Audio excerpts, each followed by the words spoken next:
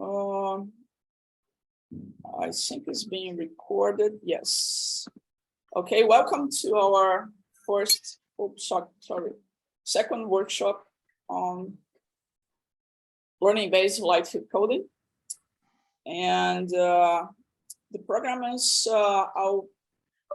myself, Peter, and Said. We are welcoming you to our workshop. And we are from the JPEG Pleno. Pleno is from plenoptic modalities like light fields and point clouds and holography. The first one is going to be our Zibo Chen first speech, followed by Hu. And the last one will be conducted by Xun Jue Hu, and in a partnership with Sherwin and Lin Zhang. Before we introduce Zibo, the JPEG Pleno standard so far is we have 4 parts. The first part is the JPEG Pleno Part 1 framework that establish our generic file format, which encompasses the sensitive the point cloud, the holographic information, and the light field data. So this part is like a big container that can hold all the other 3 modalities. We have already standardized the the JPEG Pleno Part 2 light field coding that has 2 parts, the 4G transform mode and 4G prediction mode. And also we have its amendment that defines the profiles and levels. We have also the JPEG Pleno Parts 3 and 4 that are the conformance testing procedures and reference software. So why we are establishing this workshop and asking experienced researcher to provide to share that experience, because we are thinking on launch and standardization activity on light field learning-based coding. So we have organized a first workshop. The proceedings are available at our website, as well as other workshop proceedings and JPEG press release and news and so on. I will show the website for you guys. If you want to subscribe to JPEG Pleno Light Field Reflector, you can visit this list registration, where you can join our lists or our other lists like point clouds, holography, and other JPEG activities. Okay, you can either contact me, Peter, or Said, or you can go straight on here, JPEG News press release, where you have all the workshop announcements and the learning, the proceedings. Okay, if you are interested in JPEG Pleno activities, you can go select JPEG Pleno. We have light field, holography, and point cloud. Here we have all the documentation, presentations, documents, output documents that can be accessed by anyone via public documents. And if you want to join, is just to join the our list, registration list. I'll put this in the chat for those who want to, to everyone in the meeting. Okay, list registration. Okay. So I'll stop sharing my screen and introduce our first speaker, is Zibo Chen. Zibo Chen is currently a professor in the University of Science and Technology of China and director of Intelligent Media Computing Lab. He formerly held the positions of principal scientist at Thomson Research Innovation Division. His research interests include visual signal representation coding, visual signal quality assessment, and visual signal analysis. He has more than 150 publications and standard proposals, and over 50 granted European and US patent applications. He's currently serving as the chair of IEEE Visual Signal Processing and Communications Technical Committee, and he's associate editor for the IEEE Transactions on Circuits and Systems for Video Technology. Again, Zibo, thank you very much for being today with us. Please, the screen is yours. It's not the floor is yours, but the screen is yours. Thank you very much. Okay, thank you, Carla. All right, I'll first share my screen. Wait a moment.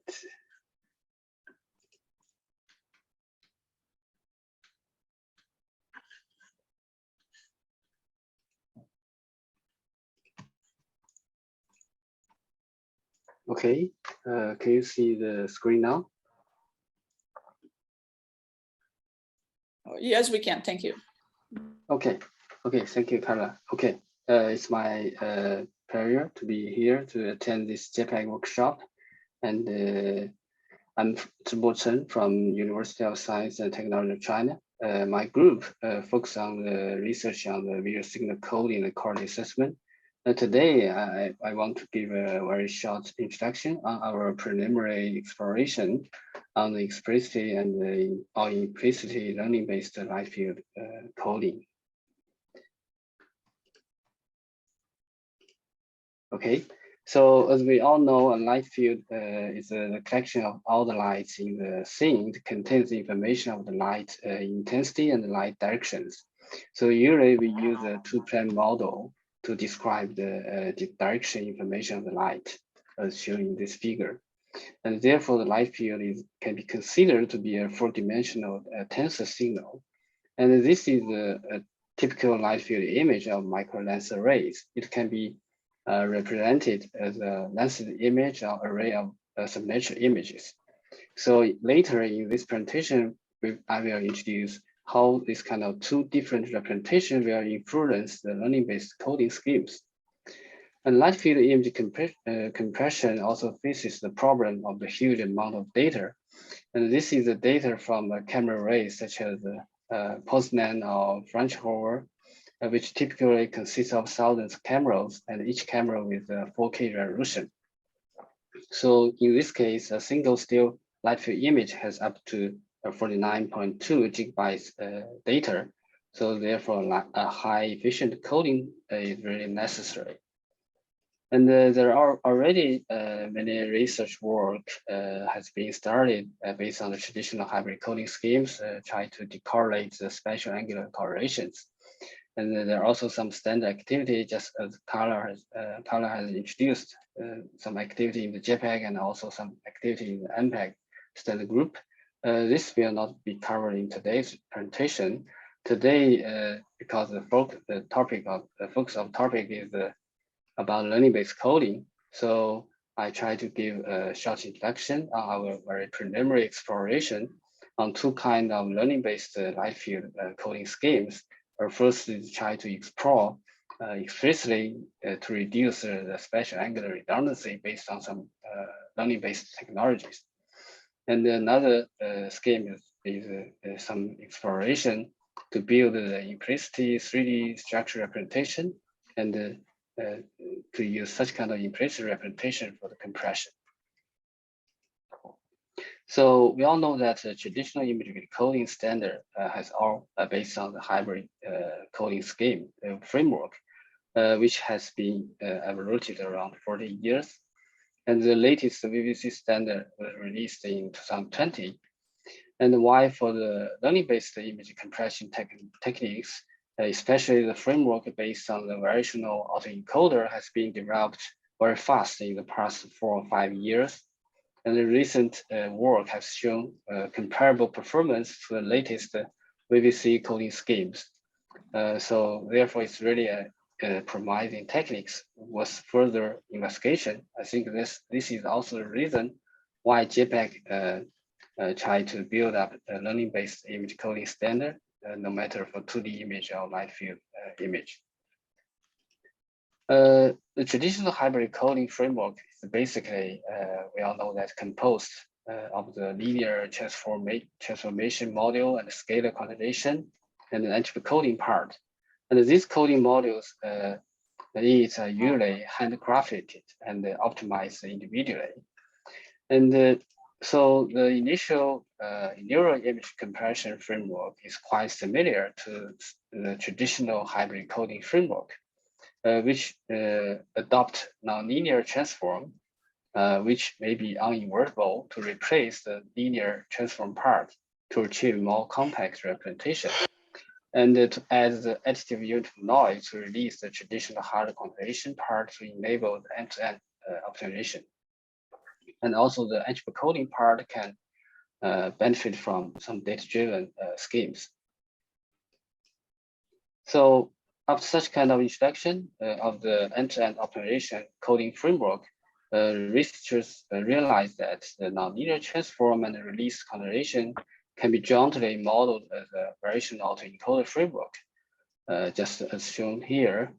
In the variation autoencoder framework, we target at minimizing the PR divergence between the parametric variational density Q here and the true posterior, the P.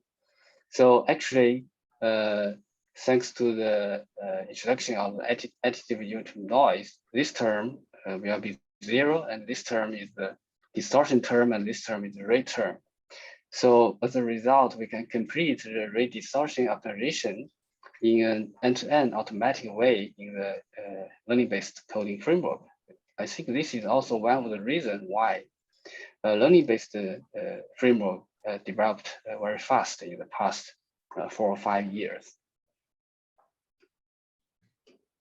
And despite the success of introducing additive uniform noise in, I think, 2017, there are also many research work has been explored to approximate the non-differentiable correlation functions. For example, there are some other work like the soft to hard scheme or annealing scheme algorithm are proposed later.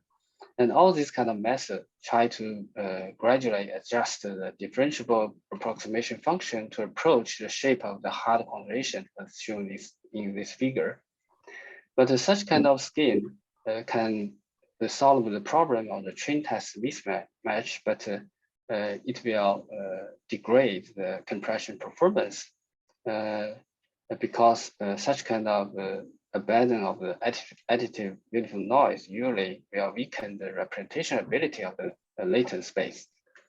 So recently in last year, one research work from my group bring back the additive uniform noise and discovered a better training strategy try to solve the problem of the train test mismatch and the representation ability problem. So this is in this work, we found that simply a change in the training stage strategy can contribute an improvement of rate distortion performance by a large margin. As shown here, the first stage, we still use the additive uniform noise and the traditional learning-based scheme. This kind of stage will introduce the train test mismatch problem. But at the second stage, we will fix the encoder and tuning the decoder only and try to solve the train test mismatch problem. And here we shown in the latent space, the left figure is the latent space learned by using the additive uniform noise, and the right part is the latent space generated from the annealing-based method. And we can see the left part has more expressive representation, and this will provide a much better compression performance. And this kind of soft than hard strategy is very easy to be adopted in any learning-based framework, and it's very stable to train, and is very highly effective. We can see around 8.6% visual rate saving can be achieved by introducing such kind of quantization strategy. Another important part of learning-based coding is the entry coding entry model. We can see that first, the distribution latent is modeled by a non-parametric model, which can be regarded as a cost estimation. And then later, the more side information are introduced, like the distribution is modeled from a non-zero Gaussian model to some Gaussian mixture model. And the hyperply and the autoregressive model are successfully introduced to predict the parameter of the distribution. And this is also one research work from my group to further explore the relationship between embedded in the global context and the channel dimensions, which more effectively reduce the redundancy in the latent representation. And this page shows some basic idea of this work. And in this work, we try to adopt a choreo contextual attribute model that can capture both the cross-channel and the global redundancy of the latent variables. As shown in this figure, we perform some global context searching to predict the unknown point. Just like the traditional coding scheme, there is a method called the IBC, the intra-block copy. But we adopt similar idea, but it's applied in the latent space. And we also improve the special mask convolution scheme to an enhanced version. And this proposed global autoregressive model largely enhance the performance of neural image coding with the reported performance better than the latest VVC encoding scheme in the PSR metric. So this we will use this scheme as a baseline for light field image coding experiment in later of this presentation. In addition, learning-based image coding usually directly encode or decode the full resolution images. And this kind of operation will cause the problem that it cannot be processed in parallel and very easy to cause the memory overflow. So we propose a block-based learning-based image coding scheme. And this is the first block-based neural image compression that outperforms the VVC intercoding. And because it can be processed in parallel, so it can save up to, as reported in this paper, up to 86.7% of decoding time decreased compared with some other neural image coding schemes. And there are also some research work we have tried last year. It was a cross-scale prediction for efficient neural video compression. This work is inspired by work on scale flow from Google Research. Because recently the neural video codec mostly use optical flow prediction, but the fine-grained adaptation of the different motion content is not very good. So we propose such kind of large-scale reference features for content adaptive prediction. This kind of scheme can deal with content with very large motion or diverse motion. And we can see here, it's the first neural video codec with the PSR metric better than the VTM software in the UVG dataset. But of course, the performance is still slightly lower than VTM on some other MPEG test sequences. So there's still room for improvement. But why I introduced this work, because in the later of this presentation, we will also use this scheme as a baseline to compress the procedural sequence generated from the light field image, and to verify the performance of the scheme, like directly to apply a learning-based coding scheme for the light field image. Okay, so in the next part of this presentation, I will give a very short introduction about how about if we just directly apply the explicitly learning-based scheme to light field image coding. So what's the performance? So as I just introduced some of our research work, I choose two of them. One is the learning-based image codec. This work published in the CSVT, the choreo context prediction. And we use this scheme to compress a lengthened image directly and to verify its performance. And here it's necessary to be noted that this network is only trained on the natural image, not a light field image.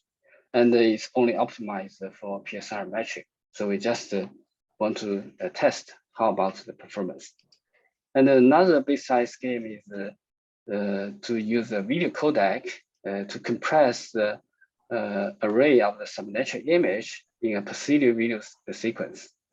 And here, this is the order of the subnatural image, and we input such kind of subnatural image sequence to the video encoder. One of the video encoder is ENVC. I have just introduced. The first learning-based video codec outperformed the VVC software. And another one is HVC software. We use the FNPEG X265 as a design. So these two schemes we tested on several light field images with different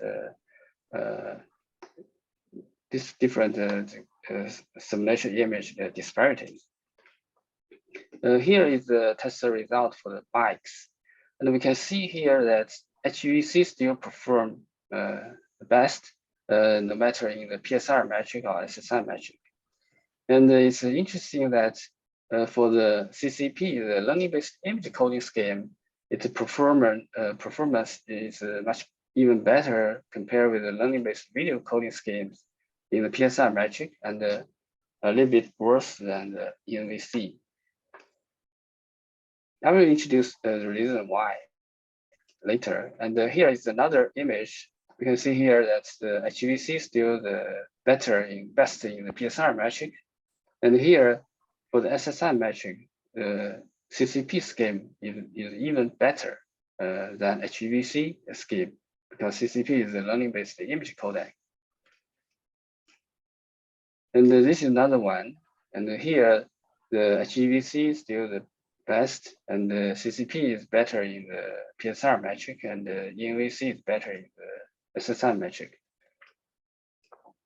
This is another one, and you can see here the CCP is even better than HVC scheme in the higher bit rate in the PSR metric, and here for SSI metric, the CCP is still better compared with HVC scheme.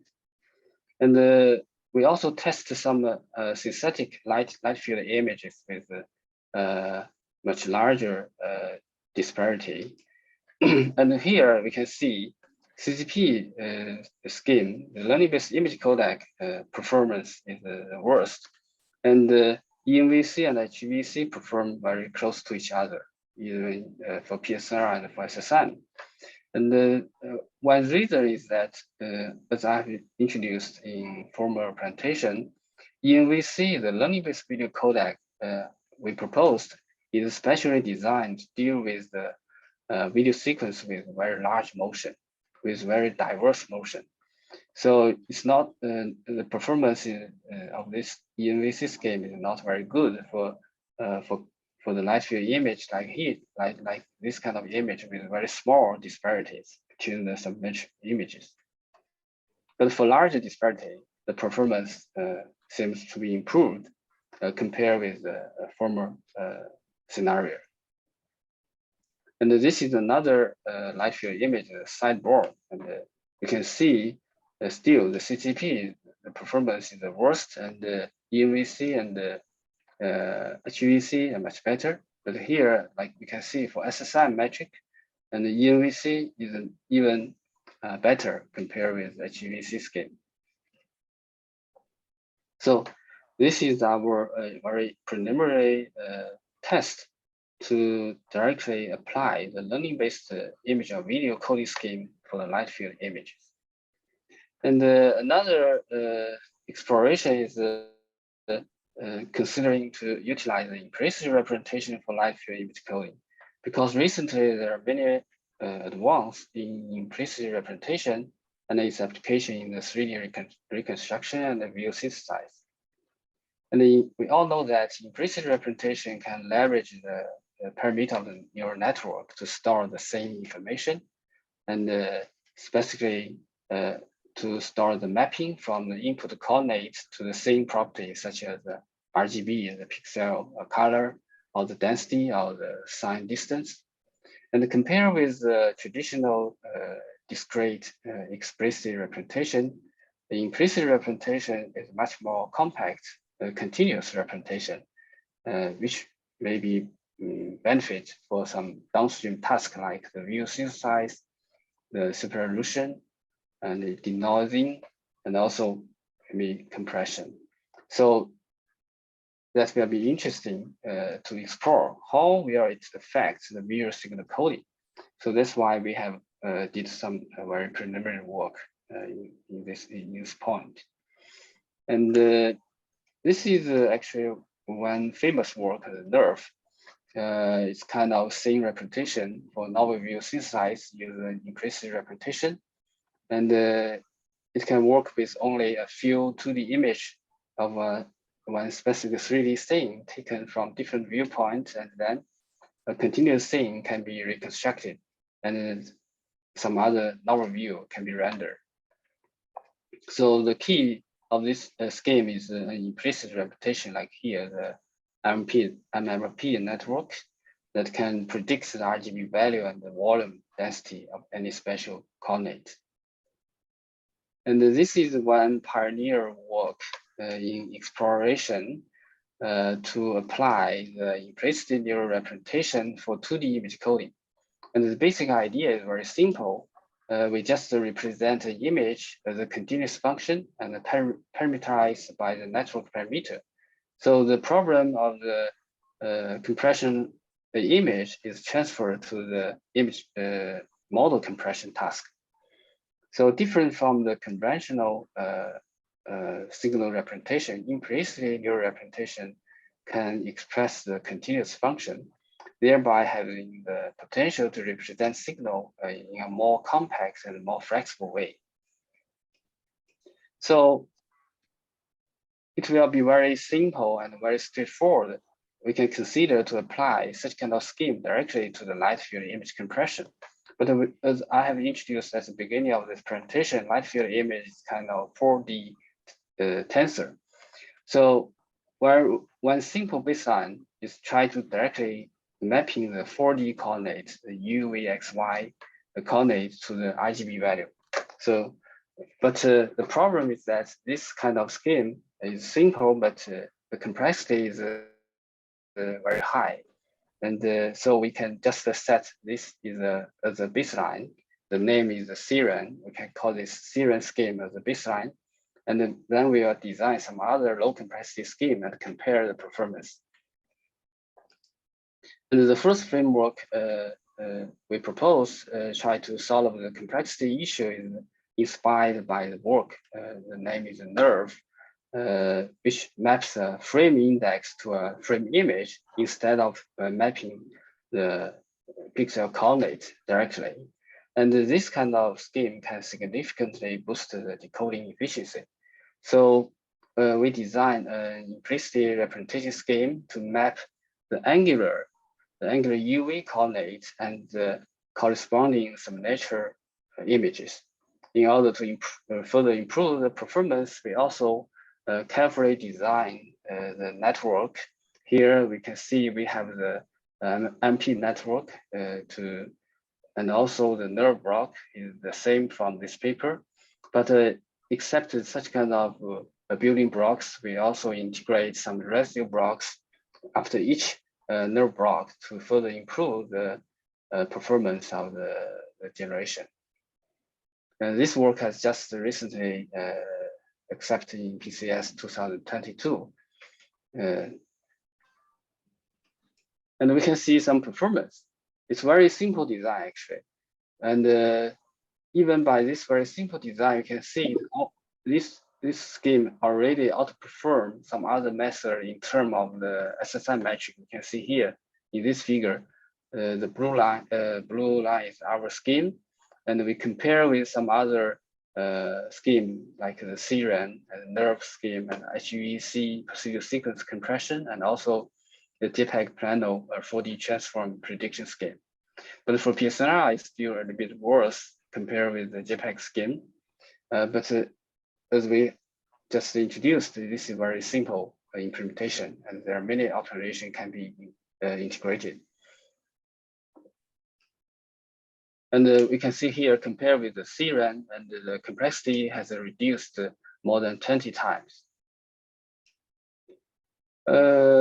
This is some subjective performance comparison. You can see that at a similar bit rate, this is our proposed scheme. Our method can achieve much better perceptual quality, especially for we can preserve more details and the textures can be recovered compared with other methods. And actually, I need to mention that here for this scheme, we optimize not for PSNR, we just use the L1 loss and plus some SSI metric. So that's also the reason why the performance of the PSNR is not that good, because the PSNR is not the optimization metric for this kind of training scheme. We also test this method on some synthetic image like the grid and the sideboard with a larger disparity. And we can see that the implicit method performance is very different. And it's worse in the grid, but better in the sideboard performance. So we can see there are still more rooms for improvement on this kind of scheme. Okay, okay. I will try to finish the presentation in a few minutes. And also at the same time, we have tried another implicit representation scheme because as we have introduced the light field image is kind of 4D tensor, we can input the UV coordinate and output some natural image. But at the same time, we can also input the XY coordinate and the output is a micropixel. So this is the second scheme we have tried. So compare with the last scheme, this scheme tried to construct the mapping from the 2D micro image coordinate to the micropixel information. And so this figure shows the performance of light field image compression on the different polarization bit and the pruning rate. And we can see that in the model of 8-bit quantization and 20% of pruning rate can achieve a very good performance already. And here also the redistortion performance, you can see for the SSI metric, it's largely outperformed some existing schemes, including some performance from the VM software. And this is the subject test. You can see this final column is from our results. Perceptual quality, some detail well preserved. And we also test on some HDC images with larger parallax. We can see for different content, the performance is quite different. Our method has the worst performance on the turret image and the best performance in the sideboard and the moderate performance on Greek. So there's still some space for optimization. As a conclusion, we can see there are still some many rooms for optimization in learning-based light field coding. And learning-based scheme really brings some advantage, like it can introduce a nonlinear transform and also end-to-end optimization. And for implicit representation scheme, still in its very early stage. In the future, we can consider we can try to design some advanced implicit representative schemes. Actually, recently there are already some research work proposed, which can have much better performance compared the implicit representative scheme we used for the light field image coding. And there are also some optimization can be considered to based on some regularization of the network parameters, because the image compression has been transferred to a network compression problem. But in the whole framework, you need to consider how to introduce such kind of regularization. And there are also some potential, like you can consider to use multiple implicit neural representation for light field image coding can reach some objective like the beta location, because the current implicit representation didn't consider such kind of problem. And also another future lecture, maybe you can consider the combination with some explicit schemes. Okay, so that's all for my presentation. Thank you. Thank you, Professor Jibo Chen. I propose that we proceed to the second talk for the matter of time, and then at the QA at the end of the talks. Professor Jin Ho Hu is an assistant professor with the Department of Computer Science, City University of Hong Kong, and he received his PhD degree in electrical and electronic engineering from the School of Electronic Engineering in Nanyang Technical University, Singapore in 2016. His research interests fall into the general areas of multimedia signal processing, such as image, video, 3D geometry, data representation, processing, graph-based clustering and classification, and data compression. He received the Chinese Government Award for Outstanding Student Study Abroad from China Scholarship Council in 2015, and the Early Career Award from the Hong Kong Research Grants Council in 2018. He is the elected member of IEEE MSATC and IEEE VSPC and MMSP. He is currently an associate editor of the IEEE Transactions on Image Processing, Transactions on Circuit and Systems for Video Technology, Signal Processing, Image Communication, and Visual Computer. He's also the area chair of ACM Multimedia, ACM ICME, VSIP, ICIP, MMSP, and VACB. Professor Hu? Yeah. So can you hear me? Yes. Okay, so thanks to Sad for the introduction. So it's my pleasure to share our ideas with the colleagues. Okay, so my presentation title is a live view compression by view synthesis. So I'm Junhui Ho from the City University of Hong Kong. So my research group is working on the multimedia signal processing, like the 3D point cloud data, live view image, hyperspectral image, and event data. Okay.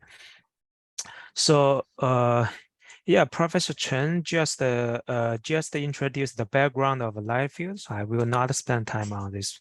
The topic is a compression. Okay, we know the motivation, and so also our objective is to eliminate the redundancy within or across the sub-aperture images. So here I also classified the existing live view image compression method into three categories, like the video encoding based method, optimization based method, and the view synthesis based method. So for the first ones, the video encoding based method, that is, we can apply the existing video codec. Okay, so they organize the sub-aperture image of live view, so as a video sequence. Also the optimization based method is so we can warp the sub-aperture image to explore the low rank properties. Also, you can build some graph transformation to explore the redundancy across the sub-aperture image. So here I will focus on the view synthesis based method. As the name suggests, is we can compress live view data, okay, via the view synthesis. Okay, via the view synthesis based method. Okay. So here I draw the general pipeline of view synthesis based or view reconstruction based method. Okay, so in general, so given a 4-dimensional live view image, so we can select some views or some only a few views. So we call these views as K views. Okay, so we can compress these K views with existing video codec. Okay, so also we can we perform the decoding to obtain the decoded K views. Okay, so here we can So here we can use the view synthesis method. Okay, view synthesis method to synthesize. Okay, to synthesize the remaining views, as we call the non-K views. Okay, we call these views as non-K views. Also, we can calculate the residual. Okay, the residual between the synthesized non-K views and the non-K views. Okay, so also for the residuals, we compress the residue with a typical video codec at the decoder side, so we can reconstruct also with the view sense method to reconstruct the live view image.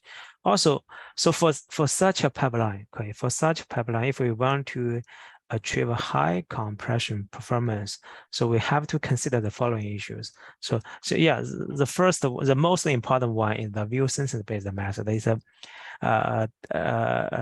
determine the performance of the compression performance significantly. Also, we have to consider how to select the K views. Okay, so the K views, the locations of the K views do affect the compression performance. Later, I will show you a figure. Okay, so if we want, we can randomly select the K views. So the performance, so there will be a 2 or 3 dB gap. Okay, also how to we partition a live view image into the K views and the non-K view two part. So during the compression, we have to consider so how to allocate bits. Okay, so this is a bit allocation between the K views and the K views and the residuals of non-K views. Okay, so here I list this question here. So if we want to achieve good compression performance, we have to consider these issues. Okay. Also, so a more advanced manner, we can also consider coded aperture-based view reconstruction. So we later we will show you so we will not select the K views. Okay, we will generate the coded measurements. Okay, we generate only a few coded measurements. Okay, then we compress the coded measurements and reconstruct the whole live view image. Okay. Yeah, so in the following page, I will show you the how to address these issues. Okay, so the first important factor is the view synthesis. Okay, so the view synthesis method. So there are a lot of methods. Okay, working on the live view synthesis. Okay, so it can be classified into two categories. So the non-linear based and linear based. Okay, so for the linear based, okay, so we can classify it into two categories. So non-geometry based and geometry based. So for non-geometry based, it's a regression based. Okay, only apply the convolution. Okay, without using the geometry information explicitly. Okay, for the geometry based, so we generally we perform the warping. Okay, we perform the warping or multi-plane images. Okay, multi-plane images also geometry based method to generate the given a sparse only a few K views. Okay, we can generate the other views. Okay.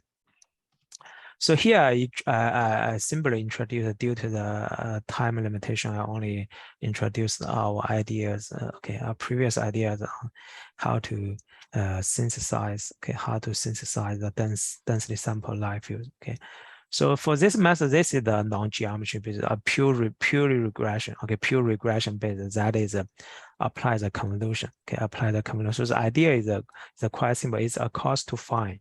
Okay, it's a cost to find process. Okay, so here here the input is for live view, 4 views. Okay, the 4 views.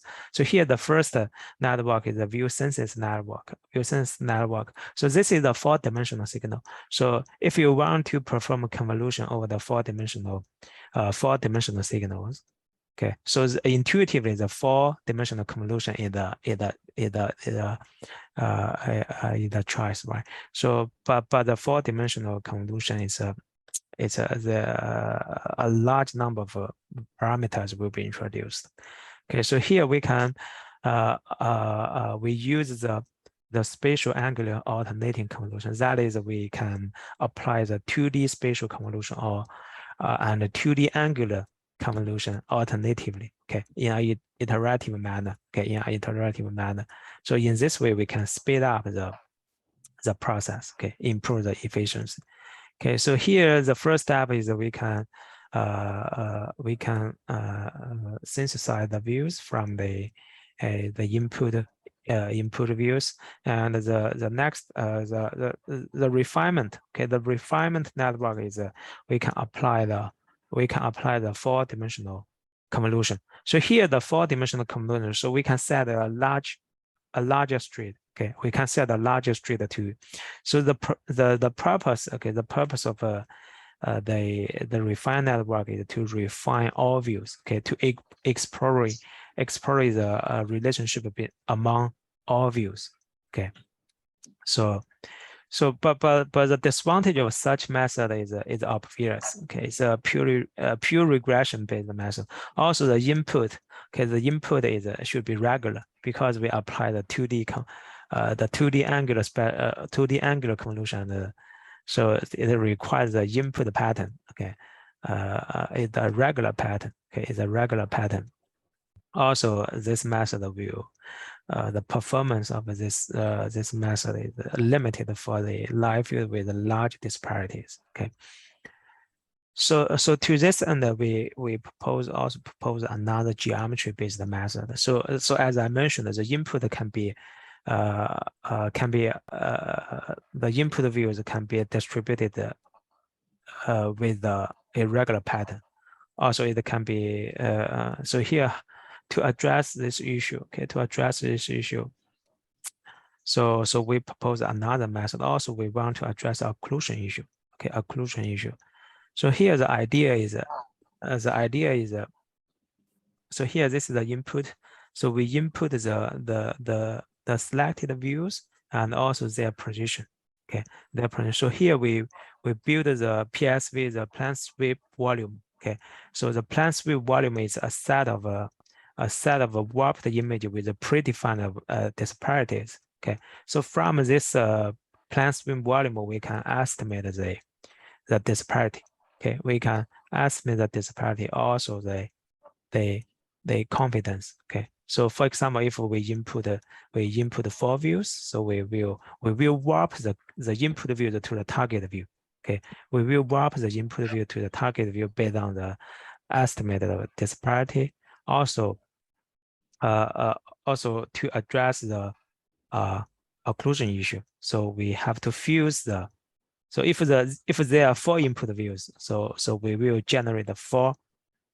We will synthesize 4 views. Okay, at the target position. So here we have to fuse the synthesize the views. Okay, we also output a confidence map. Okay, so here based on the confidence map, so here you can observe the occlusion. Okay, so some pixels cannot be observed in a typical image, but can be observed in another one. Okay, so in this way we can address the occlusion issue. Okay, also there is a refinement.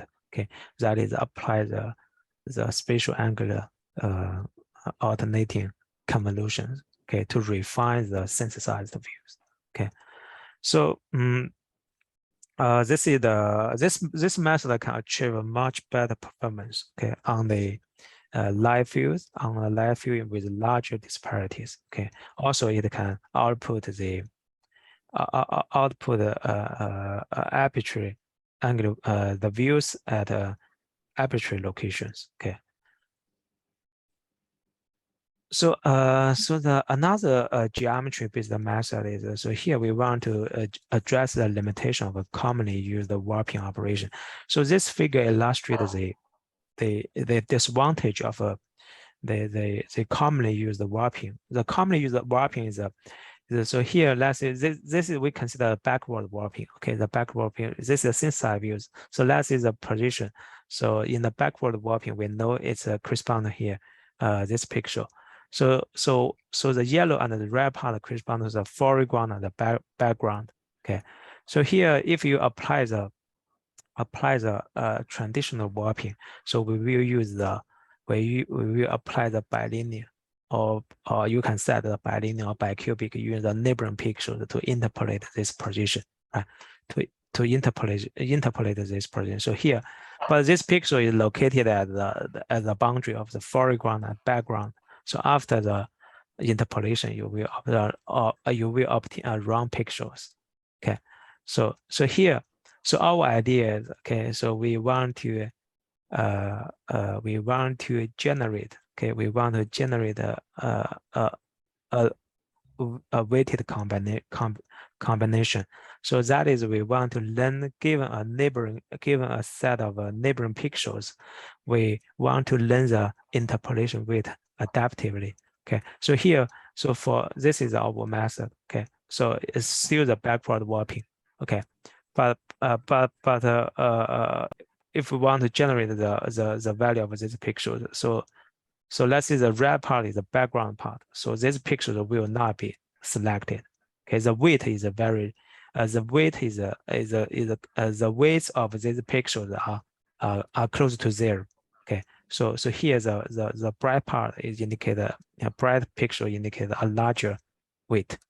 Okay, so in this way, after the weighted combination, so we obtain this pixel is through foreground, correspond to foreground. So this is the idea. So we want to learn the interpolation weight. Okay, we want to learn the interpolation weight from the image. Okay, using the MLP or from some features. Okay, instead of using the predefined the predefined bilinear or bicubic interpolations. Okay, that is the neighboring and the weights are fixed. Okay, so this is the idea. So we want this input. The input contains the input views and the two views, and also the flow is the disparity between the views. And so we will extract some feature, use MLP to predict the interpolation weight. Okay, so also this is a symmetric symmetric network. Okay, we can from if there are two views, we can synthesize from the two views. Okay, also we learn the competence map to fuse the two synthesized images. Okay, yeah, so the previous pages show the view synthesis method. Okay, the view synthesis method is very important in the compression. Okay, if we want to achieve if the view synthesis method can achieve a very reconstruction performance, that is, we can achieve a very high compression ratio. Okay. Also, another issue is how to select the K views.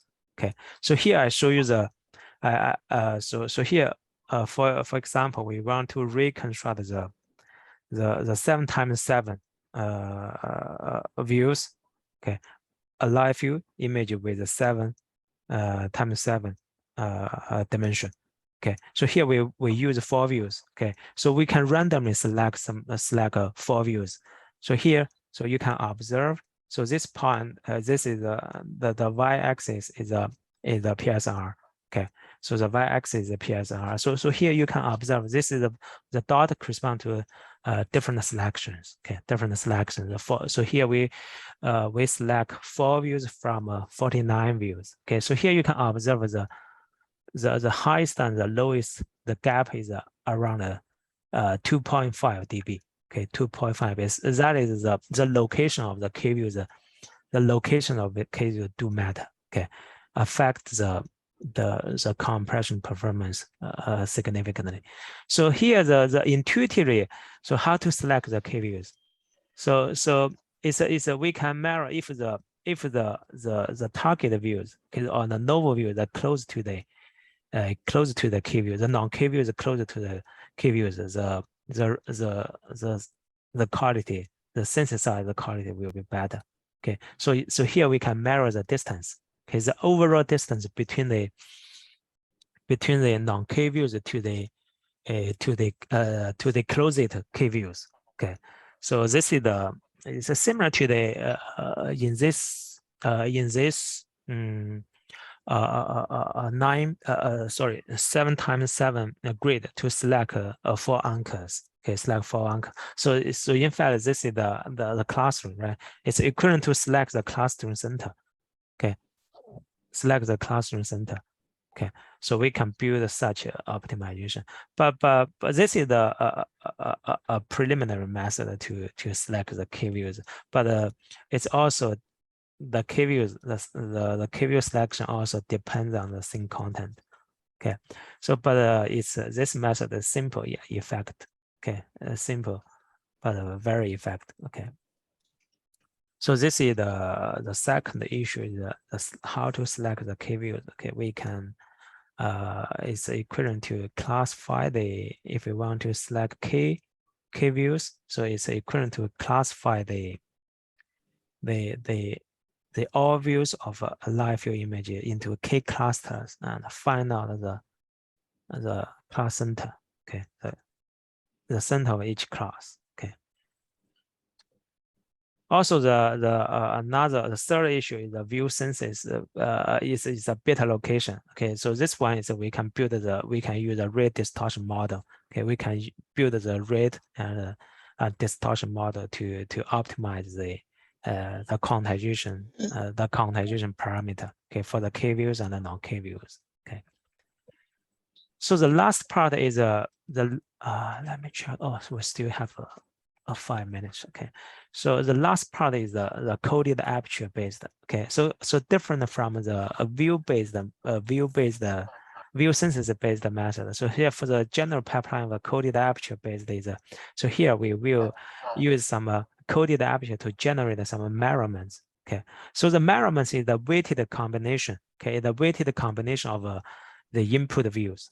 Okay, the weighted combination of input views. So we can compress the measurements. So the remaining step is similar to the view census based method. Okay, so we can also from reconstruct the whole live view image from the decoded measurements and compress the residual. Okay, compress the residual.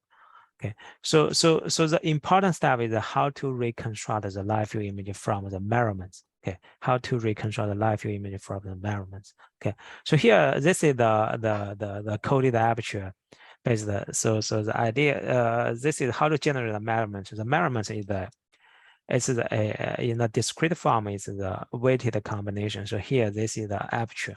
Okay, so this is the aperture is the weighted combination of the input views. Okay, that is you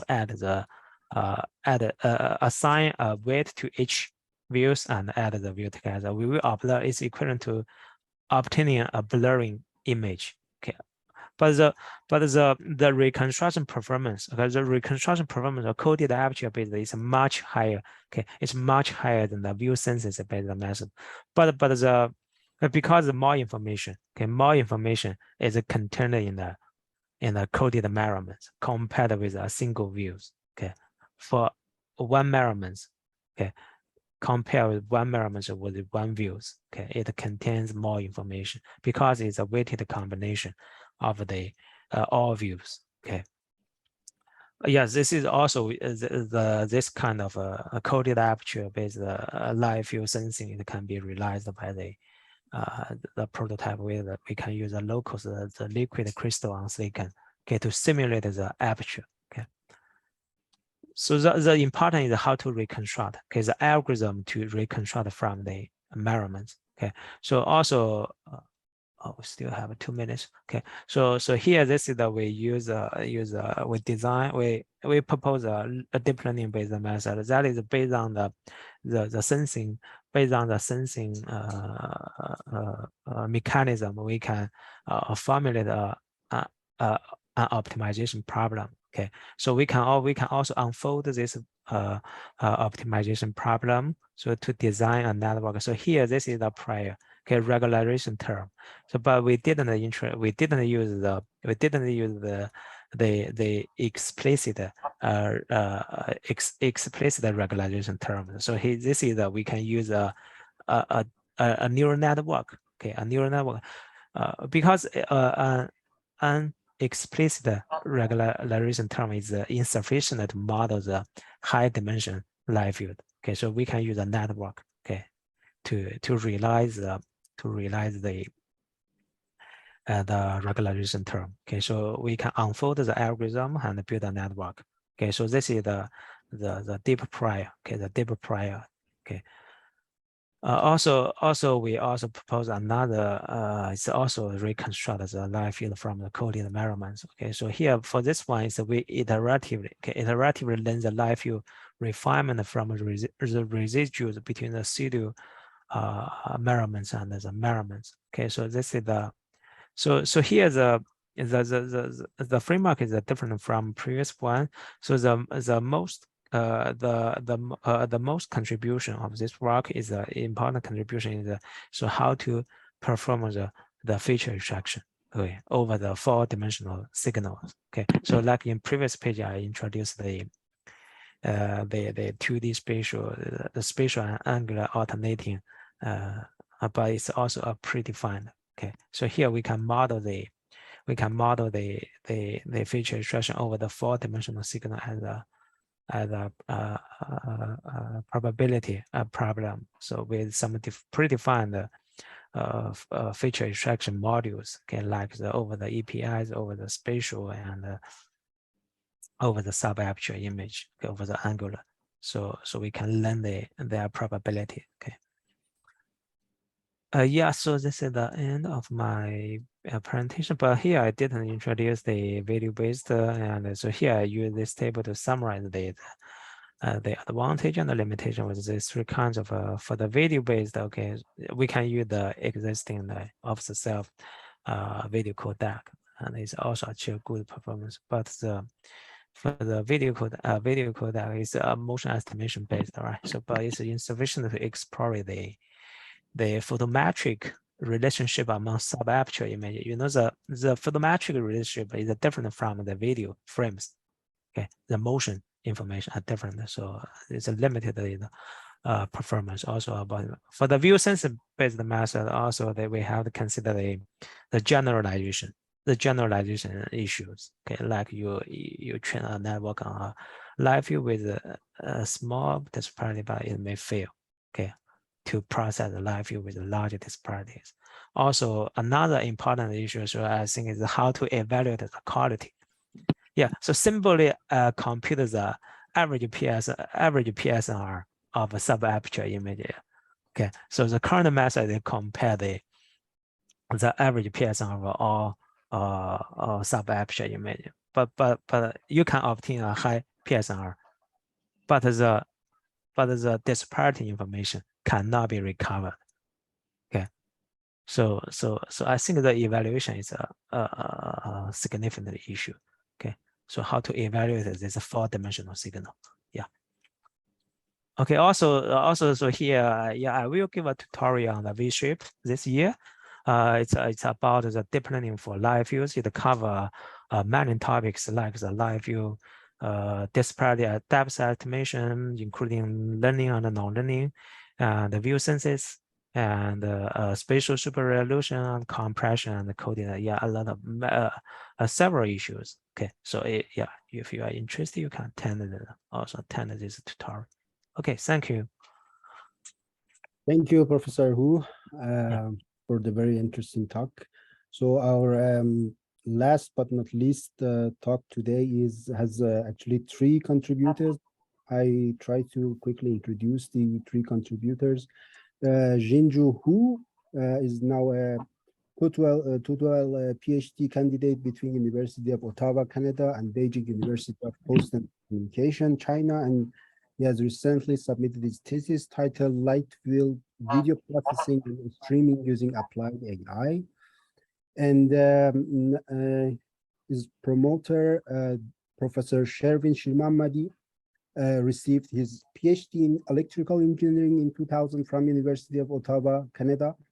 And since 2012, he has been a full professor with the School of Electrical Engineering and Computer Science.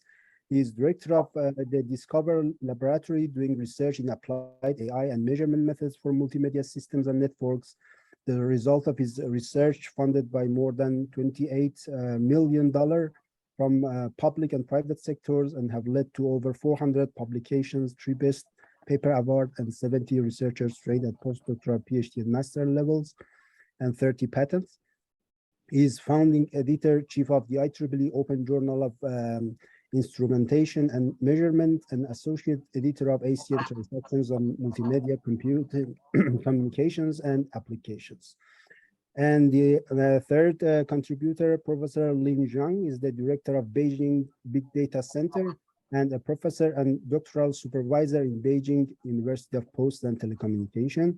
And his current research interests include ultra-wideband bioradar imaging and vital signal detection, network information processing, and Internet of Vehicles. He has published nearly 200 SCI-EI papers and 3 books.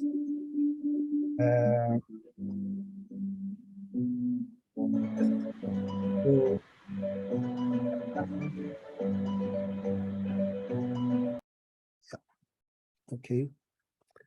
So the floor is yours. Okay, thank you.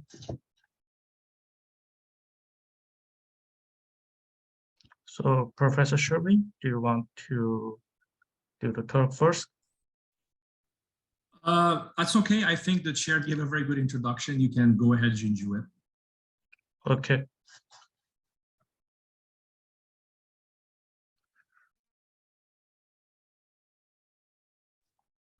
Okay, hello everybody. Thank you for the generous introduction.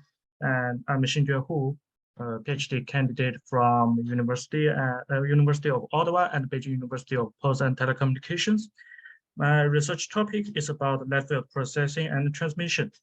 Today, we mainly introduce or works on AI-based solutions for task of net field.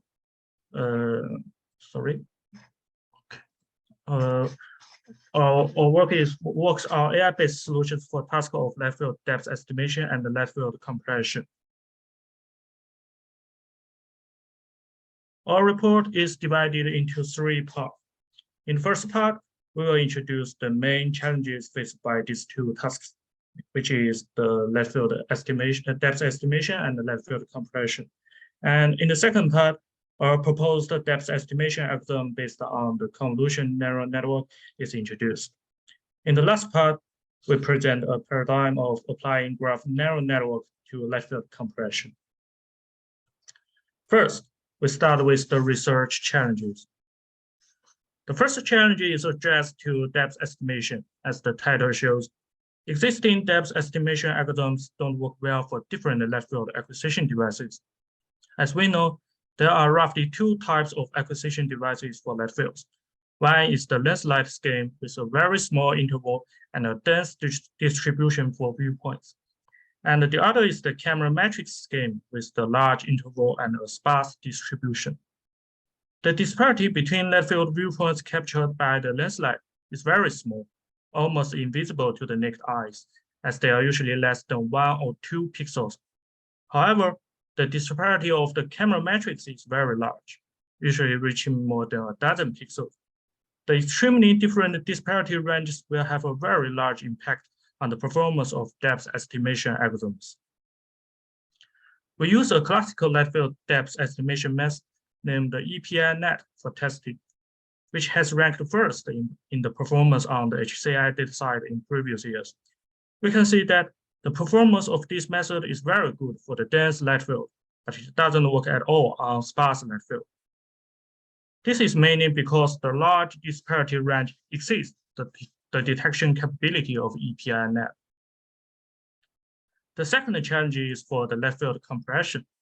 For a net field video, which has 10 × 10 viewpoints, each viewpoint resolution is 1080p, and there are 30 frames per second. If we directly encode all views with AVC or HEVC, the bit rate will reach 800 or 550 megabits. We can see that the network bandwidth requirements of one net field video stream is already very high. Some people might say, we have the 5G network now, so there is no need to worry about it. But this is not the case. I give the test results of the 5G single user bandwidth of 3 Chinese network providers. These results were tested in different areas using mobile phone softwares. We can see from the table that in most cases, the 5G network cannot directly address the transmission challenges of the net field video, except that the download 5G bandwidth in country areas of part network providers can barely meet the needs of the net field service. So for the first challenge, we propose our CNN-based solution to provide a reliable depth estimation service for both sparse and dense net fields. This figure basically shows the principle of net field depth estimation, which is actually to estimate the depth according to the disparity between different viewpoints.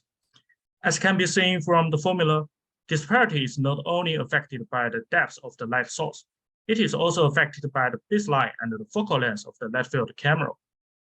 The baseline of a net field camera is the average interval between viewpoints, which is usually fixed after the camera is produced. So its effect on depth estimation cannot be eliminated by adjusting the camera setting later. So why baseline is so important in net field depth estimation? We photographed the same scene with different baseline camera metrics and zooming in on a small area for comparison, as shown in the red boundary box. The baseline of the dense version on the left is 0.8 centimeters, and the baseline of the sparse version on the right is 1 centimeter. We can see the difference in baseline results in an order of magnitude difference in the disparity ranges of LF images. This will make it more challenging for those traditional methods using EPI slope estimation or feature point matching. So we want to propose a depth estimation algorithm that works well for both the narrow and wide baseline net field. We consider pre-processing their baseline to the uniform level by performing pixel patch-based matching and translation in advance. In this process, I introduce the optical flow between viewpoints as a reference.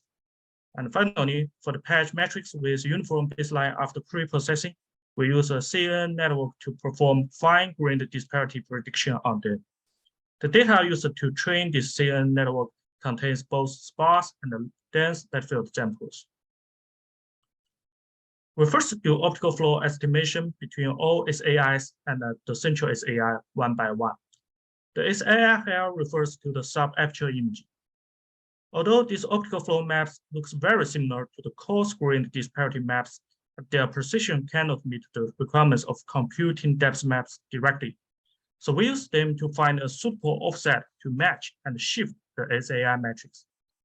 After shifting, the disparity range of the matrix will be more conducive to prediction. To make the calculated offset more accurate, we give two optimized designs. The first is to do a weighted average of the optical flow map according to the relative position of the SAI in the matrix. Let's take the picture on the left as an example. Since the distance between SAI -2 and the SAI 0 is twice that of SAI -1 its optical flow value should also be doubled. In addition, for a pair of SAIs symmetrically distributed around the SAI 0, which is the central SAI, their optical flows should have the same amplitude but opposite directions. Using the above properties of the net field matrix, we can largely eliminate the influence of errors in the optical flow estimated results. In this work, we use the algorithm of citation 3 to obtain the optical flow map. The second design is that we divide SAI into pixel patches of the same size. Since the depths of objects in different patches are not the same, using a unified offset cannot well meet the needs of all patches. So in our solution, we are not processing in units of SAI, but in units of patches. As can be seen in the figures, after shifting the patch matrix with wide and narrow baseline, the disparity range of the generated uniform patch matrix is very ideal for prediction. Next, we introduce our CNN network for prediction. It contains two blocks. The EPI block performs disparity prediction on the uniform patch matrix. Similar to the EPI net structure in citation 1, the EPI blocks uses 4 sets of viewpoints as 4-way inputs to perceive the disparity in different directions. Then the 4 inputs will be sent into the main network with 15 layers for aggregation. All intermediate outputs, including the patch offset, the partial optical flow maps, and the results of the EPI block will eventually be sent to the optical refined block together. It will give the final depth prediction result for the single patch. After all patches have been predicted, the results will be stitched together. We have done the test on the in-real synthetic light field dataset, and the experimental results shows that the proposed scheme can achieve very good depth estimation performance on both sparse and dense light field data. We also tested on our own light field dataset acquired in the real world with the camera metrics. Although there's no ground truth for objective evaluation, we are still very satisfied with the subjective results of the experiment. In the third part, we present our work for light field compression with graph neural networks. We propose a light field compression method based on graph neural network reconstruction. We use the light field viewpoints as the nodes and the similarity between viewpoints as the edges to build a graph model for the light field viewpoint matrix. When training the GNN, we use the original full viewpoint matrix as the label and only a part of the selected viewpoints as the input to train the GNN model in compression side. And in the decompression side, the GNN model is used to recover those discarded viewpoints. This makes our solution no longer need to transmit all viewpoint data, but only a small amount of selected viewpoint data and a GNN model file. Our GNN model consists of 2 mean layers and 1 pooling layer. The GNN usually cannot be staked with too many layers because deep GNN suffers from performance degradation due to the over-smoothing issues. However, our proposed GNN reconstruction method suffers from severe generalization issues on different light field images. We found that this issue is not only with our reconstruction method, it also occurs in the other non-GNN methods.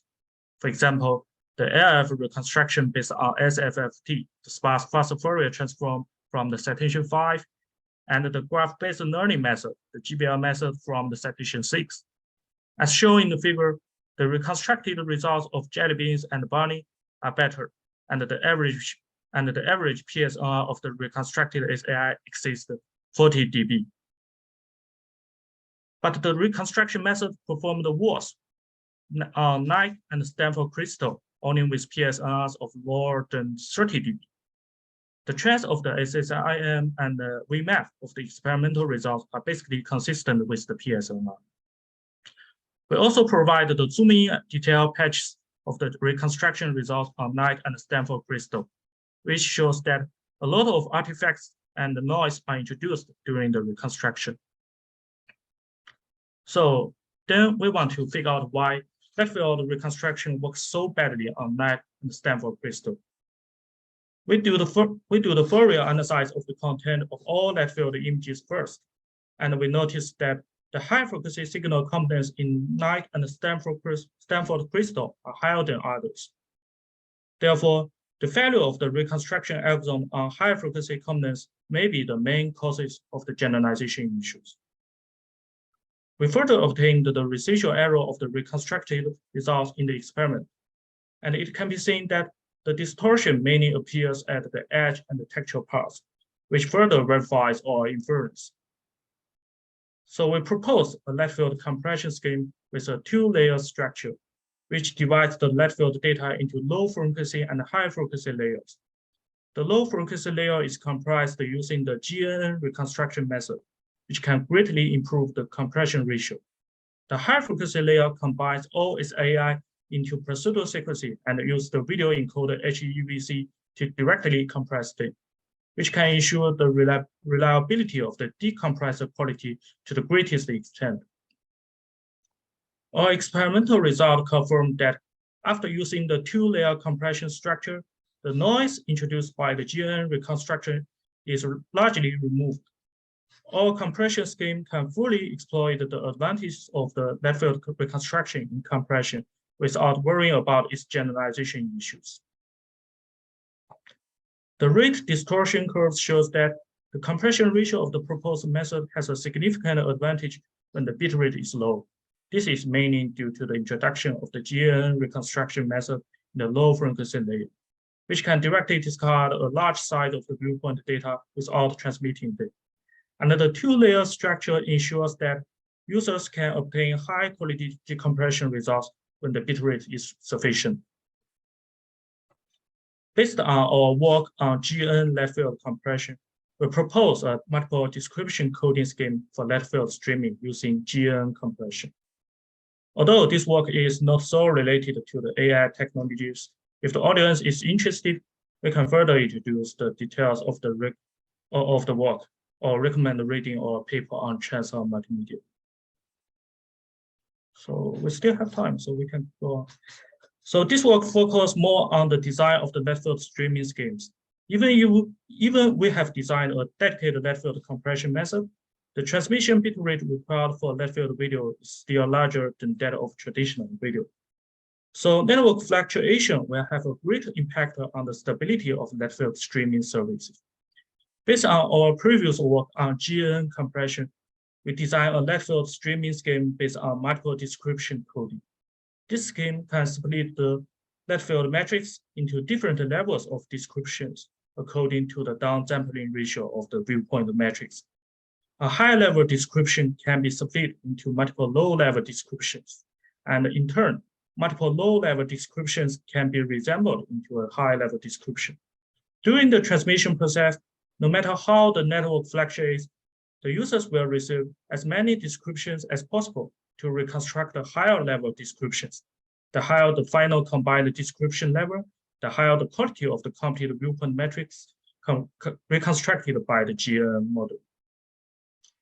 This slide shows how the quality of net field streaming service varies with network throughput under different network packet loss rates.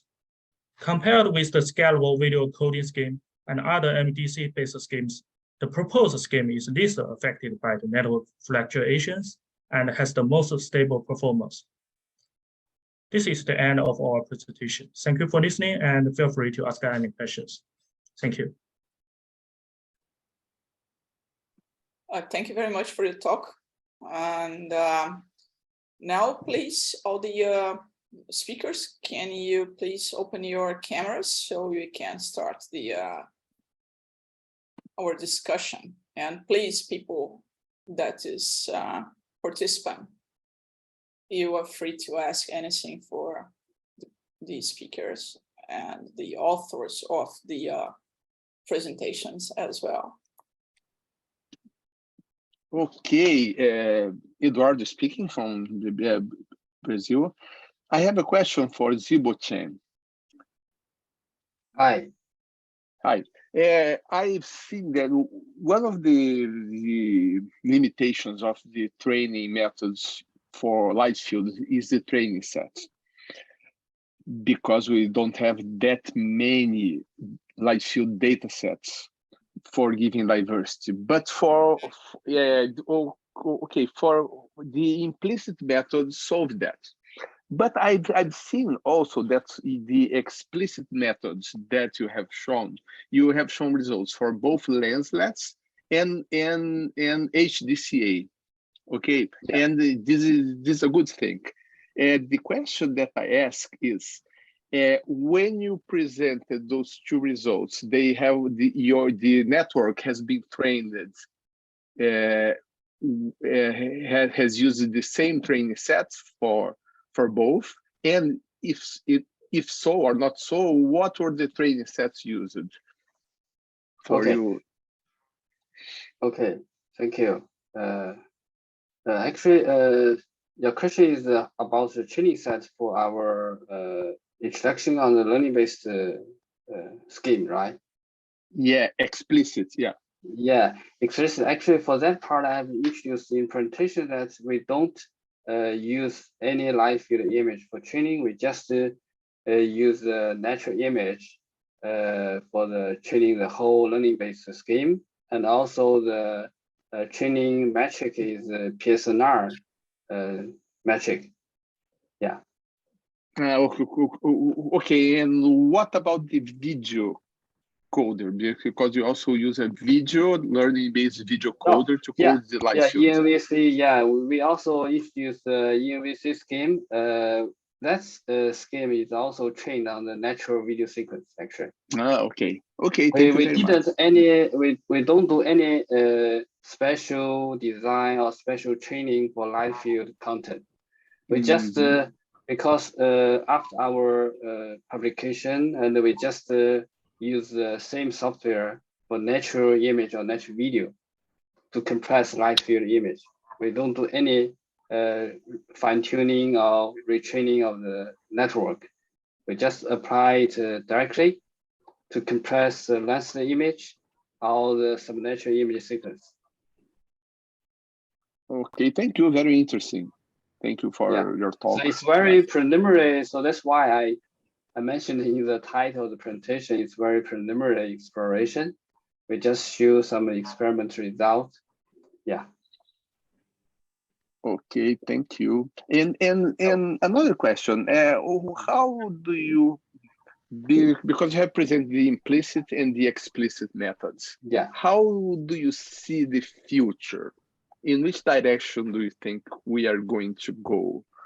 If we, for example, if we launch a learning-based standardization JPEG Pleno, where do you think it will go? To the implicit or to the explicit methods? Okay. Yeah, it's a very good question, but from my current experience, because as I have mentioned, we just did very preliminary exploration. From my understanding, I think some combination, because I mentioned in my final conclusion, you know, implicit scheme is still in its very early stage, but it has some already shows some potential. But of course, the implicit scheme has some problems, like it cannot support bifurcation, and also the how to say the design of the implicit representation can be further improved, and also how to compress the network. Actually, the method we have tested in our reported work is still not the state-of-the-art work.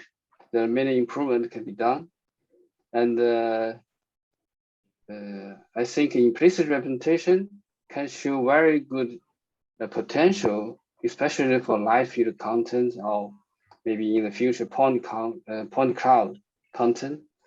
It can be not only used for compression, but also very good for some downstream tasks like super erosion, and also the denoising post-procession. I think in the future, maybe not right, but I just guess maybe some combination between the explicit scheme and also implicit scheme can be explored to consider. Yeah. Okay, thank you very much. You're welcome. Thank you. Shinjue, what's your opinion about our idea of launching JPEG's activity in standardizing learning-based light field coding? Yeah, I think it's a very interesting directions, and for me, I think there's a very interesting dilemma within the question of the light field compression, because, for example, there's a very high similarity between the viewpoints of the light field. So if we want to do the compression, we want to save more bit rates to transmit, use the less bit rates to transmission the whole matrix. But when I do the test, I found that if we use just the same SI to copy from the central position to the other position in the matrix, we can still get a very high performance of PSNI last. So it means if we don't do any optimization, just copy the central SAI to the all position in the matrix, the PSNI is also very high. So the question is the PSNI is a very good matrix to evaluate it, or the average PSI is a good matrix to evaluate the compression performance of the light field?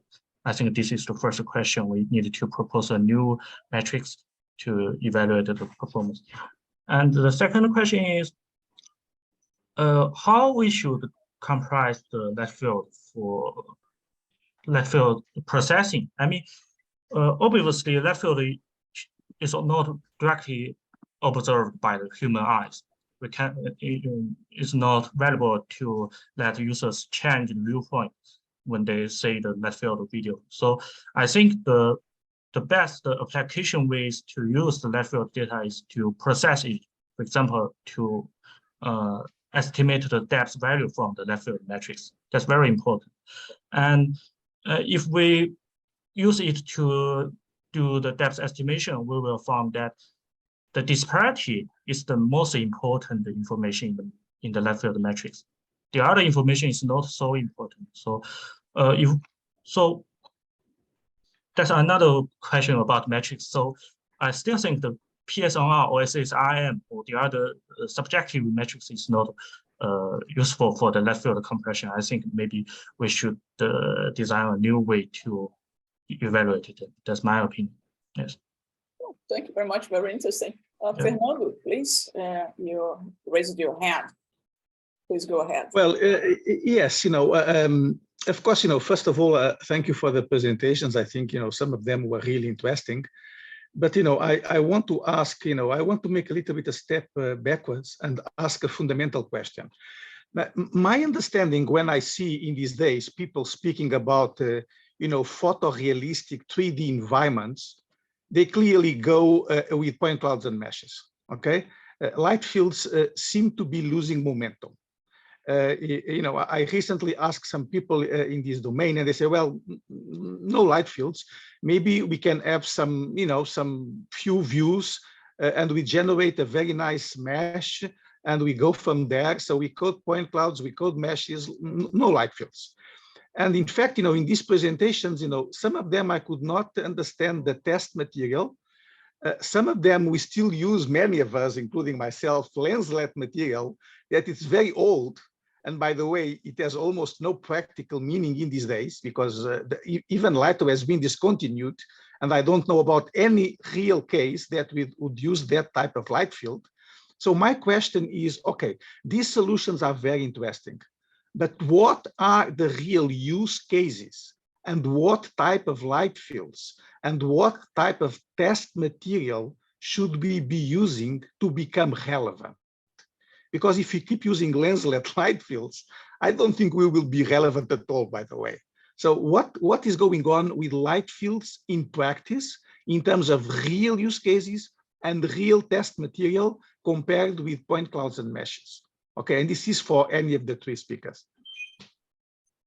Maybe Zibo, you want to start?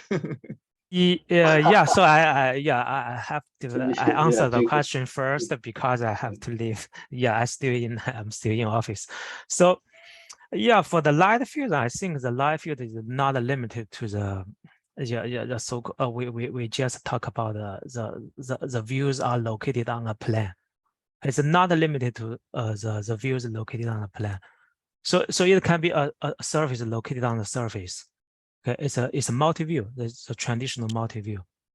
So here I think for some researchers, it's they misunderstand the light field. The light field is a four-dimensional signal. The views are located on the plane. So, but compared with the point cloud and the light fields, okay. So I think for the point cloud, when you capture the point cloud, it contains. From my understanding, I'm also working on the point cloud processing. So it contains less information than live field. If you capture, I mean the FOV of the views is large enough. Okay, like you can build the distribute the camera or the sphere. Okay, we can build the point cloud. It's not a problem. So yeah, but you know many applications in these days that are really using point clouds. I mean, real world applications. What are the real world applications using light fields? Light field is a view senses. View senses. We can take a few views to generate novel views, like the nerve is also light field. To generate to synthesize the novel views. Also, the post refocus, it's another way to store No, the I depth understand, but information. you have use cases, real content in the real world. Companies using this type of technologies to produce photorealistic content. We have all these things about the metaverse, and you go with the metaverse now, and you see all these avatars in the metaverse, all these things, and everything seems to be about point clouds and meshes. Yeah, so we can reconstruct the point cloud from the live field. Oh yeah, So, sure. Yeah. So the live field contains more information compared with the point cloud. I mean the colored point cloud with color information. But is the use of light fields to generate point clouds? And yeah. So yeah, to generate the point cloud, there are many manners. Okay, so like we can use a depth sensor. So also we can use a multi-view cameras to do the stereo vision. So from my understanding, the live fields contains more information. I agree, but in that case, if the role of light fields is in the acquisition to create the point clouds, you will not need coding. Or maybe, well, only for storage local. I mean for transmission, for example. And I don't want to take too much time, by the way. But I think this type of issues is something that, at least in JPEG, we really have to think. What are the use cases? What is the type of test material we need? Because we seem to be a little bit stuck. Maybe I'm wrong, but we have to ask these questions, I think. And so I think based on my understanding, I think the live field compression is not limited to the live field that is the views located on the plane. I mean the irregular views, irregular patterns, like the views distributed on a sphere or a surface. So under this scenario, how to explore the redundancy between the views, I think is more challenging. So if you want to, for example, you want to use a view synthesis-based method, it's more challenging to synthesize the views if there are large disparities. And so this is a general case. I think for the live field captured by the LITRO, so the disparity is too narrow. They're very limited, and also the redundancy is very high. Yeah, so if we can generalize the method to the multi-view, right? Not the multi-view scenario, it will be more useful. Yeah. Yeah, I agree with the Professor Ho. So you can see my slides. I think this slide is not the only choice for the left field. You can see that in the right figures, the Google has published their own left field camera. You can see it's a simple surface. So just like the Professor Ho's presentation. And so I also think the left field is a better way compared with the LiDAR to acquire the data to generate the point cloud, because the LiDAR maybe it is not work on the water surface, or there has so many limitations. I think the left field is a better way, just use the visual data to generate the point cloud. And then we still need to do the left field compression, because if we want to achieve a real-time processing to generate the point cloud data, maybe we need to get those left field data from the acquisition side to the cloud side. We need to use the cloud platform to do the real-time processing. So the compression and the transmission is still necessary for the left field. I think even if we use it just as an acquisition method. That's my opinion. Zibo. Okay, actually, yeah, I know, Fernando, because it's your responsibility, you are requirement chair of JPEG, right? So yeah, considering this problem. But as Jinhui just mentioned, maybe there's still some difference between the live field and the point cloud. And I think for some use cases, I saw some document, no matter from JPEG or MPEG, they mentioned some use cases on the live field. like for entertainment, for maybe in the future some, or even for some medical scenario. Maybe there are some special applications for light field, but for point cloud, maybe for autonomous car driving, such kind of scenario. Maybe there are some different scenario between the light field and the point cloud.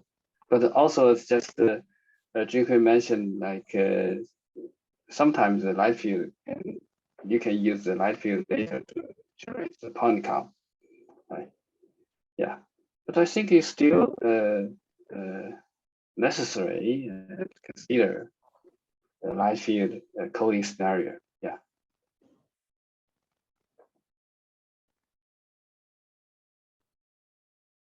Thank you. Anyone can jump into the discussion. You're all welcome. Please do. You can ask questions if you like. You can give ideas. Yes, maybe I can begin on the discussion that we are just having, because it seems to me that actually everybody looks like being quite focused actually on the capturing side when talking about light fields.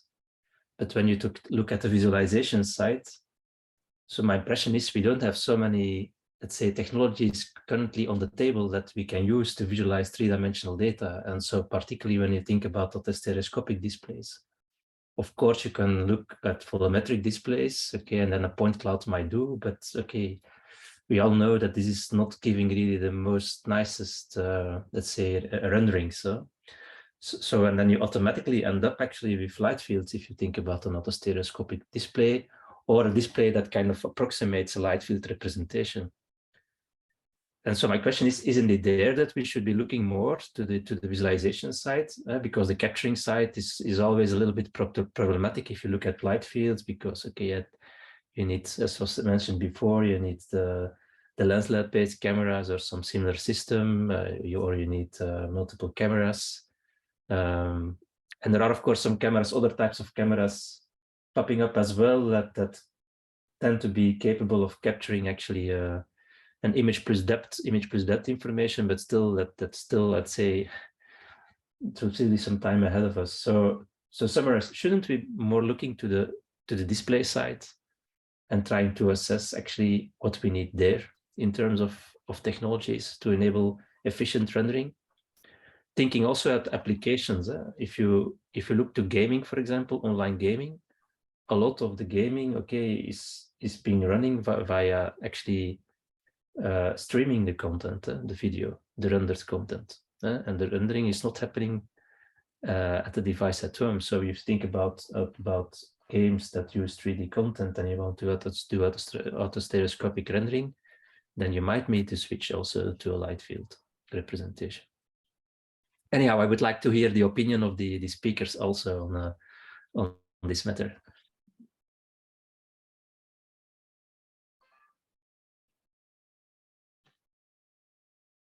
Zibo, do you have any opinion about?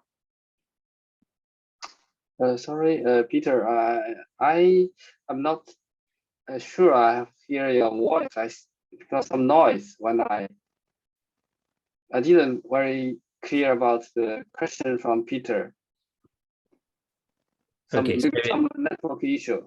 Oh yes, I hear your voice is also sometimes interrupted. So did the other ones hear me clearly? Just to know whether yes or no. Yes, I can see noise. Can you repeat your question? I'll shut down my mic if just your mic. But I'll just repeat the question very shortly. So the question is whether we should, instead of focusing on the capturing side, not focus on the display side if we talk about light fields. I just hear not focus on display side. But I'll put it in the chat box. I'll put it in the chat box. So it's my network problem, maybe. Oh. Yes, I have the impression that. I think it's in your side, Zibo, maybe your connection. Yeah, maybe my. Did you get the question? Can you hear me? Can you hear me clearly? Yes. Yes. Oh. Yes. Xinjue, do you have an idea about this? Yeah, I think that's a very important question, but I don't have the I don't think I have the answer for now. I think using the light field just to use it to generate the point cloud. So I do the work of the depth estimation. This is the first time to generate the point cloud. I also agree with that I don't think just seeing the SAI or say the viewpoint is the best way for customer to see the left field video. I don't think this is a good way, but I don't know if there is a better way to use it. So thank you. I think Zibo is reading Peter's. Yeah. Yes. So the question is, should we instead focusing on the capturing, not focus on the display side? Okay. Okay, that's a good question.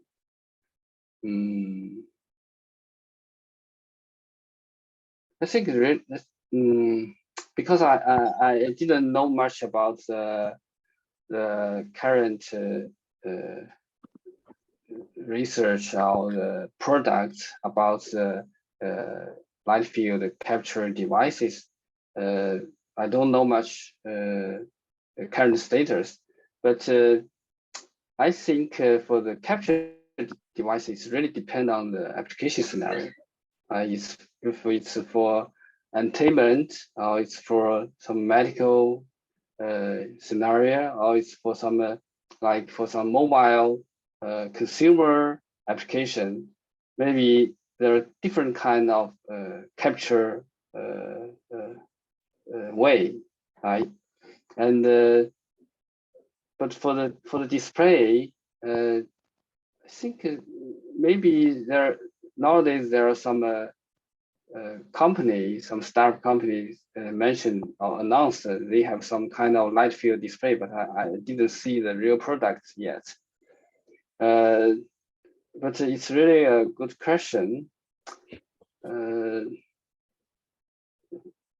If we want to focus on, so it's even not that the display as such should be light field based, but in order to actually provide a good user experience, you might need a light field representation. Think, for example, just about stereo glasses.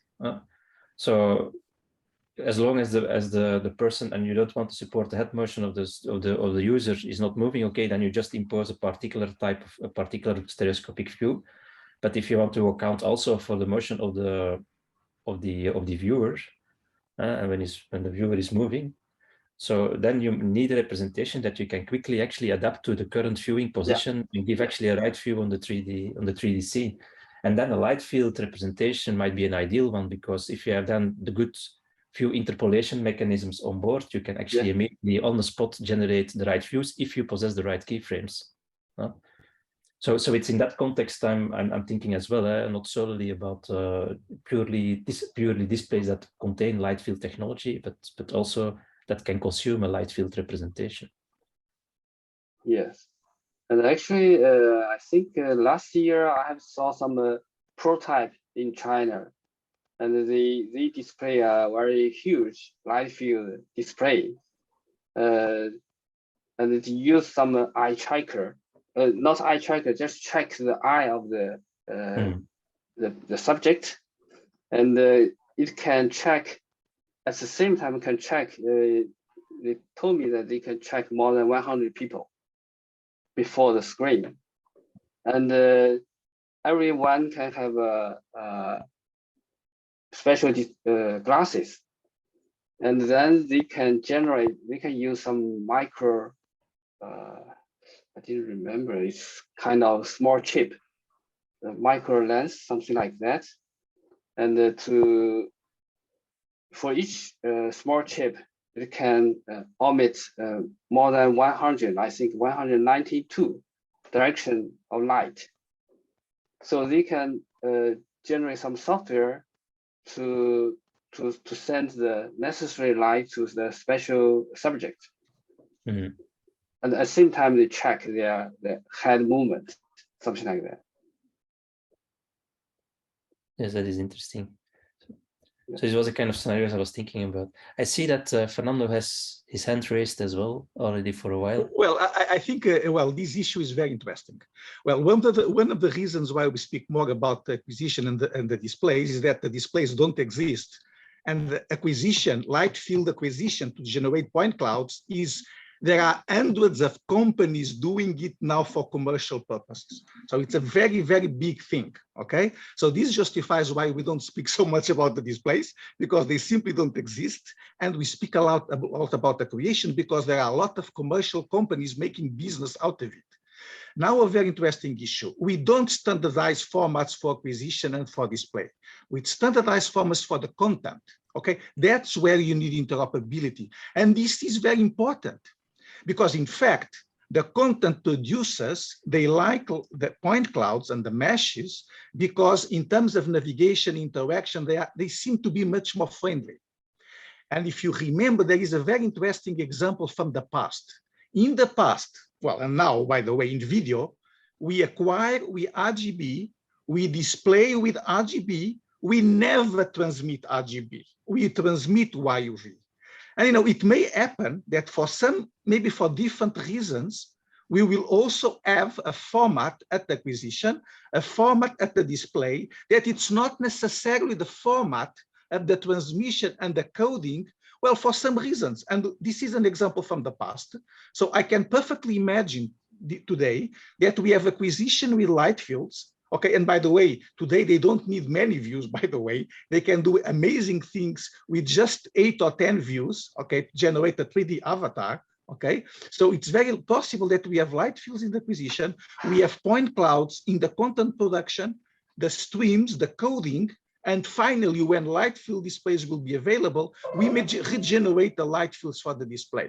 So this is not impossible, and in fact, puts the pressure in terms of standardization on the point clouds and the meshes. And the big difference is that today, I repeat, you have hundreds of companies making business content. I mean, real content for TV, real content for advertising with point clouds and photorealistic point clouds generated with light fields, at least for multi-view video. And this does not happen for light fields where they stay important at the acquisition site. And I think this is very important because we have been speaking about light fields for many decades because there was multi-view, multi-view, multi-view. At some stage, it was light fields, light field, light fields. And the point clouds came much faster and they much later, and they are now much faster to the market.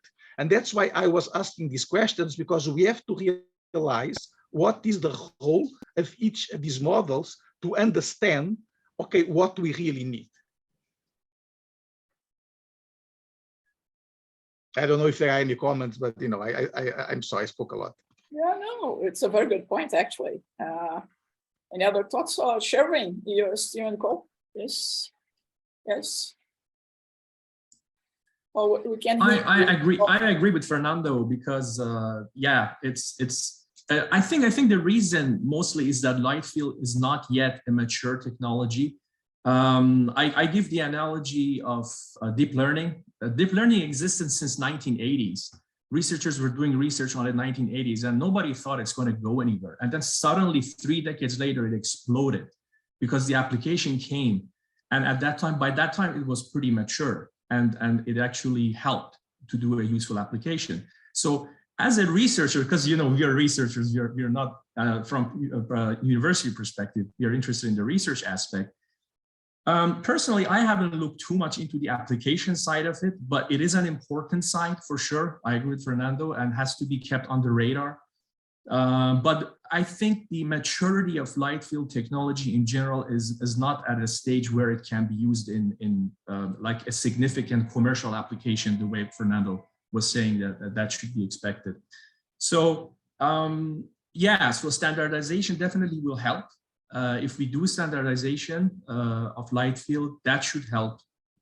But we don't know when the real world applications will actually be coming. And don't forget that metaverse and 3D and multi-view, these are just one side of the applications. Light field is being used in things like brain imaging, in non-imaging optics, different kind of applications that they don't have mass consumers, but they are corporate application, if you want to call it that.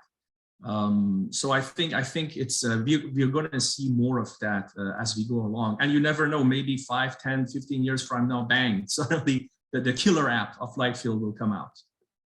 Oh, thank you, Sherwin. Hadi, do you mind to share your opinion that you share in the chat?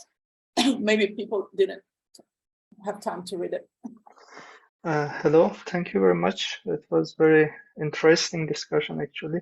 My point is that I think if we need to generate point clouds in the cloud, so we need to transmit light fields from server or acquisition side to the cloud to generate point clouds. In this case, I think we need somehow compression of light fields. That's a very good point. Thank you. By the way, I don't want to be too negative about the future of the light fields. My questions, it's really to challenge us, because we should not, we should be ready to answer when people will ask us and not play the dummy guys, right? So we should be aware of all these things and really feel the moment. And I think the case that Adi proposed is a very interesting case, by the way. Yeah, I do agree. Yes. Any other? Hello. Hello. Hi, Carla. Hi. Yeah, I'd like to share my opinion. I think that both the light field and the point cloud, they are both the technology to describe the 3D scene. So currently, I think the compatibility matters, because if we use the light field to describe the 3D scene, we do not need special depth sensors as capturing the point cloud. We just need some cameras, okay? And we do not need a special codec or some special chips. Well, we already have the image and video codecs, and we have the 2D displays that can directly display the light field views. That's the compatibility of the light field technologies. You do not need to offer some special rendering software to render view from the point cloud. Yeah, so I think currently we need the light field image to offer the 3D things. And I think both of them are both the light field and the point cloud are technology to describe the 3D scene, and they are not the end. I believe in the future we may have some more powerful technologies to describe the 3D, like the nerve introduced by the Professor Chen, Chen today. Yeah, I think maybe if you know the details of the nerve, you should know that it built an implicit description of a point cloud, that its input is the light field or the multi views. Yeah, it built a bridge between the light field and the point cloud. Yeah. So I think yes, I think currently we need the light field image. Yeah. Yeah, implicit representation is quite good at to capture to represent the 3D thing. No matter it's point cloud or it's captured from light field, maybe we can use some similar representation, and maybe this can be some possible potential to introduce some implicit representation, implicit coding schemes, as we have introduced today into the standardization. Yeah. Yes. Maybe more generalized. And I think currently the compatibility is very important to build some practical applications based on the existing image or the video codecs. In China, in Youku, we built some free view video system with we just capture the scene with the multi cameras, and we compress it. That's the light field, and we show the users the multi-view videos. That's the practical application. So I believe that we need the live field now. Yeah. Thank you. We reached the end of our workshop. Unless you'd like to add any other thoughts. We thank you very, very much.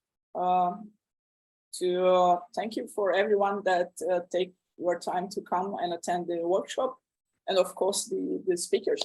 Thanks a lot. I'll send you an email asking you for the slides for the proceedings, and we are going to add the video recording of this workshop to the proceedings as well. Thank you a lot for coming. Thank you a lot for the presenters. Thank you for very interesting, very, very, very, very good, actually. Thank you very much. Thank you. Thank you all. Thank you, Carla. Thank you. Thank you. Bye. Thank you. Thank you all. Thank you all. Bye, everyone. Have a good one. Thank you. Thank you. Bye-bye. Bye-bye. Thank you. Bye.